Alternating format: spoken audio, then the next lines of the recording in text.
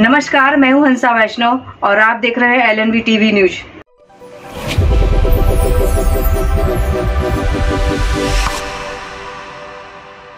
नमस्कार, स्वागत है आपका। मैं हूं डॉक्टर LN वैष्णव।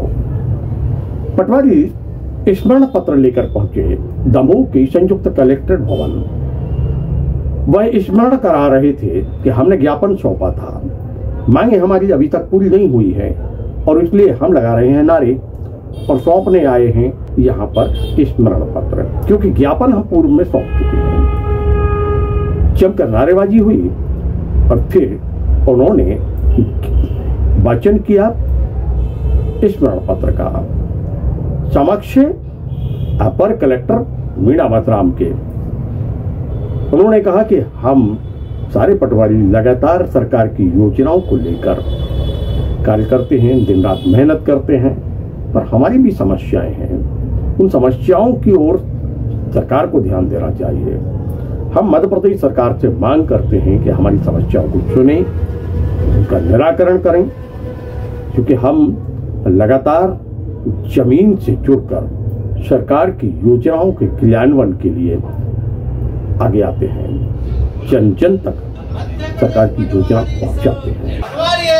जिंदाबाद जिंदाबाद, हम सब एक हैं, हम सब एक हैं, हमारी मांगे पूरी करो, हमारी मांगे पूरी करो, हम सब एक हैं, हम सब एक हैं। मध्य प्रदेश पटवारी संघ जिंदाबाद जिंदाबाद, मध्य प्रदेश पटवारी संघ जिंदाबाद जिंदाबाद, हम सब एक हैं, हम सब एक हैं, हमारी मांगे पूरी करो, हमारी मांगे पूरी करो, हम सब एक हैं। पटवारी संघ जिंदाबाद जिंदाबाद, पटवारी संघ जिंदाबाद जिंदाबाद।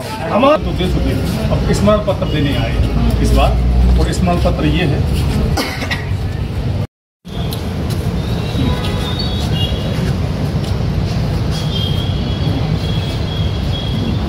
हालांकि बहुत ही सौभाग्य की बात है कि दमोह जिले में परामर्श समिति की बैठक आप लोग ले रहे हैं और हम लोग इस समस्या में कुंज बिहारी दुबे, जो कि पटवारी संघ के जिले के अध्यक्ष हैं, उनसे हमने चर्चा की। आज फिर एक बार पटवारी एकत्रित हुए, काफ़ी बड़ी संख्या में ज्ञापन सौंपा। क्या है पूरा मामला? ज्ञापन वास्तव में हम लोगों की समस्याओं के निराकरण के लिए हमेशा दिया जाता है, और आज ज्ञापन नहीं दिया है। मैंने स्मरण पत्र दिया है हम सभी लोगों ने मिलकर, और स्मरण पत्र इस भाव से दिया है कि जो पूर्व में हमारी मांगें थी उन्हीं मांगों को पुनः दोहराया गया है और उन सुविधाओं को चाहा गया है जो हमारी वाजिब और जायज़ है। इसीलिए हम लोग आज यहाँ स्मरण पत्र देने आए हैं, और उसी के तारतम्य में हमने आज अपनी बात रखी है और अपनी मांगें उसमें समाहित की। प्रमुख रूप से कौन सी मांग है? प्रमुख रूप से हमारी मांगें, हमारा हड़ताल अवधि का वेतन रुका हुआ है उसको दे दिया जाए। एग्रो स्टेक भत्ता जो हम लोगों को 4,000 रुपये प्रति माह मिलता है, इसके अलावा हल्के का भत्ता, अतिरिक्त भत्ता, स्टेशनरी भत्ता और जो भी भत्ते रह गए हैं उन सारे भत्तों की पूर्ति कराई जाए।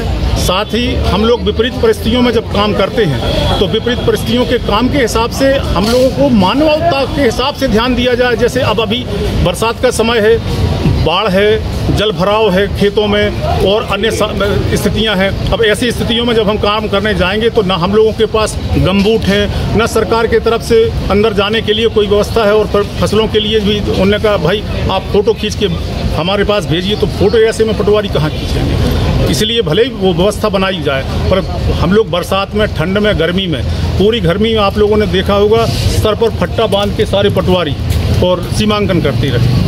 तो विपरीत परिस्थितियों में काम तो करते हैं, पर काम के अनुरूप यदि हमें शासन की तरफ से उचित प्रोत्साहन और उचित राशि मिलती रहे तो हम लोगों को कोई दिक्कत नहीं। हम लोग सहभागी हैं, कल काम करते थे, आज भी काम कर रहे हैं और जीवन में हमेशा काम करेंगे। और अब हम चर्चा करते हैं उस महिला पटवारी से जो पीड़ा बता रही है महिला पटवारियों को।